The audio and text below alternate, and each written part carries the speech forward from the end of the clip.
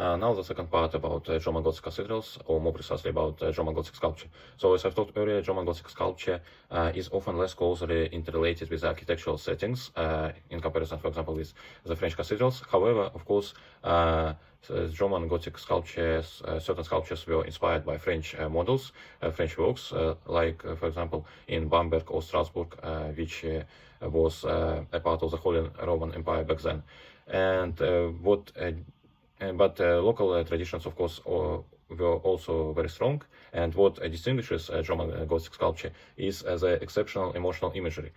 In south transept tympanum of the Strasbourg Cathedral, one can see the variety of poses and gestures, of dramatic poses and gestures enhanced by drapery patterns. And the subject is the death of Virgin Mary. As I've told, the Virgin Mary was often given the central role in the sculptural programs. And the figures express human emotions, and thus they trigger emotional response in a viewer.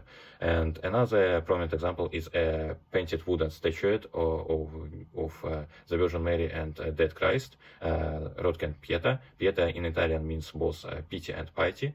And the Virgin Mary's face expresses grief, while Christ is covered with blood from a wound. And such a depiction of sorrow, suffering, humanizes the sacred figures, and it is demonstrated that Christ and Mary share humanity's woes and troubles, like the wars and plague of the 14th century when the statuette was made.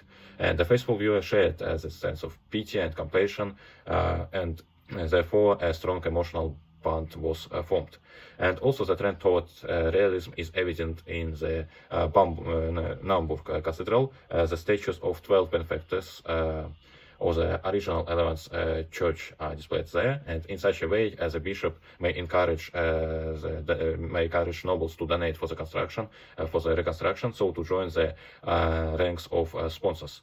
And the inclusion of secular personages into a church was also rather unusual. And for example, particularly the figures of Hartt and Uta are very realistic and bear individualized features, and with their costumes and poses. So the exceptional quality of the statues make them stand out from the group. And in addition, although the works of the previously mentioned Mosen metalworker Nicholas of Verdun, see the post about the Mosen art. These works have both elements of Romanesque and early Gothic styles, but for example, an art historian Frederick Hartt highlighted that the trefoil arches of the borders of plaques and the poses of the figures, and also the thoroughly consistent drapery are essentially Gothic features. So check the sources and listed in the comments and on the website.